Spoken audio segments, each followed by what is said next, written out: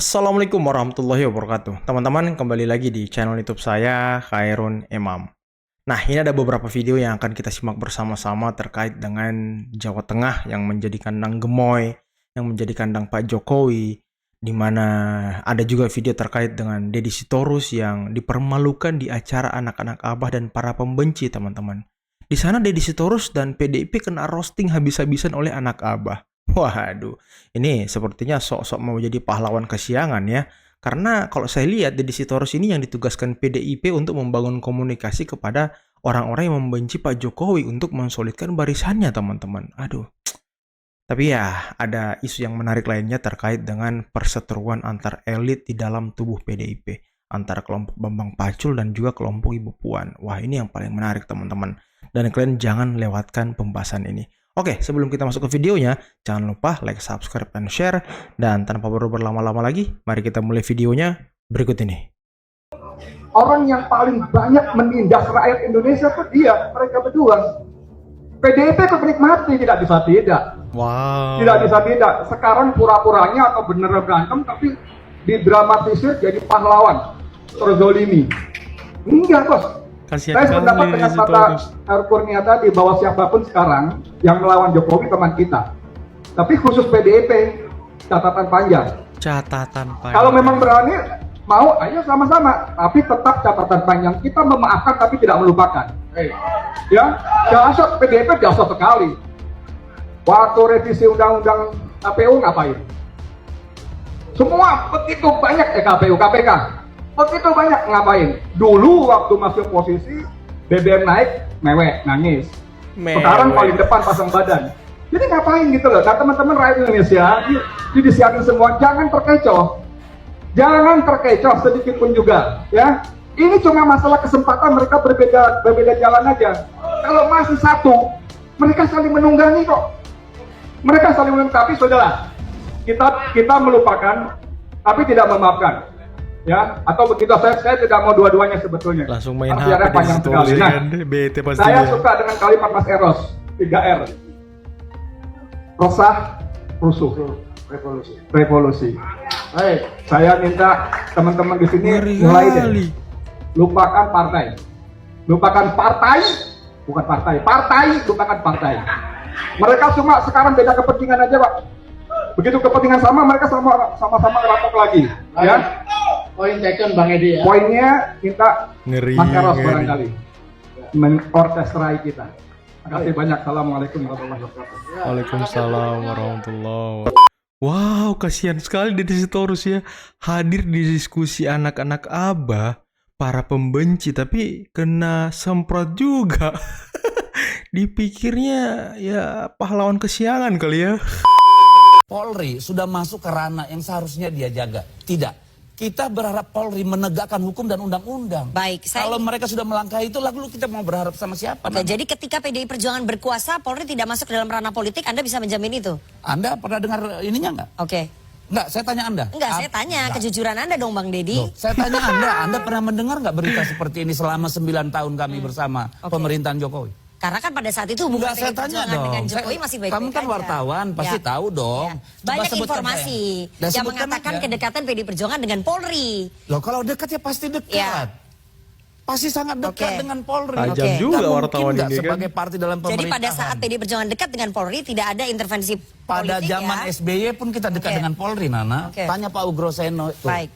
Tidak pernah kita bermasalah dan kita tidak bermasalah dengan institusi. Ini masalah dengan kelakuan orang per orang, tapi bersifat komando menurut kami. Asik. Aduh, gara-gara kandang bantengnya tumbang di Jawa Tengah, panjang banget urusannya ya, dramanya nggak berkesudahan. Kalau di tempat yang menang aja, bangga menang, semua normal-normal aja. Tapi di Jawa Tengah karena kalah, semua mua disalahin ya. Warganya dibilang SDM rendah, kandang bansos, kandang parcok, woi banteng. Coba dipakai logikanya, kalian itu masih menang di beberapa kabupaten dan juga kota. Mau lu sendiri ataupun lu koalisi dengan partai yang lain gitu. Semua aja lu bilang gak netral. Dulu di Boyolali TNI yang lu bilang gak netral. Waktu ada simpatisan lu yang dipukul sama TNI itu gara-gara pakai knalpot brong, udah tahu dilarang masih aja brang ya. Terus siapa yang menurut lu netral itu siapa? Semua nggak netral kalau lu kalah. Tapi di tempat yang menang lu diam-diam aja. Asik, betul. Mestinya ya Banteng ini introspeksi diri. Supaya apa? Supaya 2029 itu nggak makin nyungsep Banteng. Ya. Kesel Jangan banget sampai nih ya, kayaknya. jangan sampai bilang kalau Tuhan itu nggak netral. Gara-gara langitnya biru, nggak merah. Nih, jangan sampai nih. Ya. Udahlah Banteng. Tuhan nggak Introspeksi netral diri. ya kan. Ya. Salam. Gas LPG 3 kg nih, 3 kg. Wow. Bansos itu, ya, bansos. Iya juga ya, di Jakarta ya mereka bilang ya masyarakatnya cerdas, pintar, SDM-nya bagus, ya kan itu terus narasi-narasinya, aduh. Orang Jawa Tengah itu pada marah sekarang ini, termasuk saya lah ya, karena narasi yang berkembang, Jawa Tengah itu Andika kalah karena rakyatnya miskin. Loh, makanya gampang sekali diperdaya oleh Jokowi, oleh Karena Mulyono. bansos. Sementara kalau Jakarta itu pinter, gitu. Gimana, Bung? Itu kebalikan, Sylvester melihat. Mas Sahal. Karena saya juga kemarin turun ya di Jawa Tengah ya. Turun di Jawa Tengah di beberapa daerah lah, Boyolali, Solo dan sebagainya. Dan yang saya lihat masyarakat Jawa Tengah kali ini sangat pintar. Sangat pintar Karena kali mereka ini ya. nggak mau lagi ya kan mewarisi kayak kalau nggak salah itu Jawa Tengah salah satu provinsi yang termasuk termiskin ya. Iya, Betul, betul. itu yang ngomong kan Trimedia dulu kan pernah. Trimedia Iya, Panjaitan. maksudnya waktu itu kan konteksnya PDIP belum Nggak mau Ganjar. belum nyalonin Ganjar. Nggak mau Ganjar. Nggak mau Ganjar, ya kan? Terus Trimedia nyerang. Terus Jangan upah Jawa minimum provinsi juga Rendah, paling salah rendah satu yang kayaknya. terkecil lah di Indonesia. Tapi yang menjadi pertanyaan teman-teman ya, dengan kondisi Jawa Tengah yang seperti itu, yang merupakan kandang banteng, yang berkuasa di Jawa Tengah selama kurang lebih 15-20 tahun, itu kan PDIP. Masa dia nggak bisa membawa perubahan yang besar bagi Jawa Tengah gitu? Apakah sejak dulu mereka memanfaatkan hal itu yang mereka sebutkan sekarang? Apakah dulu mereka juga bagi-bagi bansos di sana sehingga bisa menguasai Jawa Tengah, teman-teman? Sehingga ya, sekarang lawan-lawannya sudah tahu cara main mereka di Jawa Tengah. Wow, apakah mungkin seperti itu, teman-teman? Terus banyak hal ya, saya juga teman-teman itu kan pada yang di Jawa Tengah itu masalah kesehatan, masalah pendidikan yang menurut mereka nggak tersedia dengan baik. Fasilitasnya juga minim, ya kan. Belum lagi jalan-jalan di Jawa Tengah loh ini. Ini bukan di Papua atau NTT, ini Jawa Tengah yang di Jawa gitu loh. Jadi Saya orang Jepara, jadi saya ya, tahu kan Mas, benar kan Mas? Saya kalau dari Semarang ke Jepara itu jalanannya dari dulu begitu aja itu. Iya, Wow. jadi ini memang lah kalau netizen ini kan dia ini kan nggak tahu apa-apa, dia hanya asal ngomong gitu loh. Dia nggak melihat data gitu loh. Dia nggak survei, nggak pernah masuk, nggak pernah. Jadi gini Mas, Nggak tahu seperti kondisi orang sebenarnya Jakarta ya. yang lebih mengetahui Papua, dia lebih pintar ngomong Papua daripada kayak kami ini atau saya sering punya usaha di Papua, Ya, terus ya. teman-teman Papua gitu loh. Jadi nggak aneh, tapi kalau itu kan sebenarnya terbantahkan dengan sendirinya bahwa kali ini orang Jawa Tengah pintar, hebat, sangat smart gitu loh. Dan keunggulan apa namanya Tat Yassin sama Pak Lutfi ini karena mereka juga sudah bekerja lebih lama. Kita lihat Pak Lutfi sudah punya jaringan, apalagi Tat Yassin kan. Ya. Tat Yassin ini selain mantan Wakil gubernur. gubernurnya Pak Ganjar juga dia ini punya jaringan ini putranya Kelompok Kiai Islam, Maimun Zubair. iya. yang Sarang, sangat pesantren Sarang itu. sangat disegani ya, dihormati. Itu Harvardnya pesantren lah, di Pesantren, Jawa iya, Tengah. iya, Iya, Bung. Jadi Iya, iya. punya alumni yang tersebar di Jawa Tengah, Jawa Timur ya. Iya, iya, iya. Networknya kuat dan itu betul-betul Tat Yassin ini premium lah, Gus level premium. Ya, jadi gini, Mas. Jadi itu kan penting. Yang kayak saya gitu. bilang tadi, kenapa Jakarta beda ya? Mas Pram lebih unggul ya. Karena memang kalau di Jawa Tengah itu saya tahu persis. Saya juga ikut turun ya kan, teman-teman juga benar-benar kerjanya sama seperti kayak Pilpres. Oh. Kita masuk ke kandang banteng, kandang merah itu, ya kan. Kita jadikan kandang gemoy kan.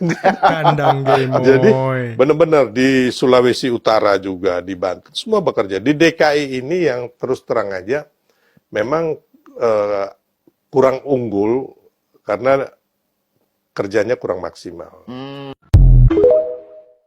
Kurang maksimal ya. Ya begitulah teman-teman ya. Ya ini kan Komisi 3 isinya politisi semua, pasti kan saling update, saling lapor gitu, ada nggak?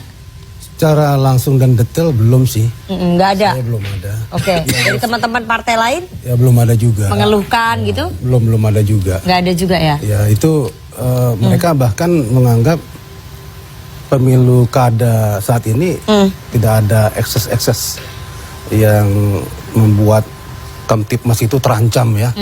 Jadi bagus-bagus saja landai semuanya. Jadi kalau ada masalah-masalah sengketa itu silakan ada salurannya.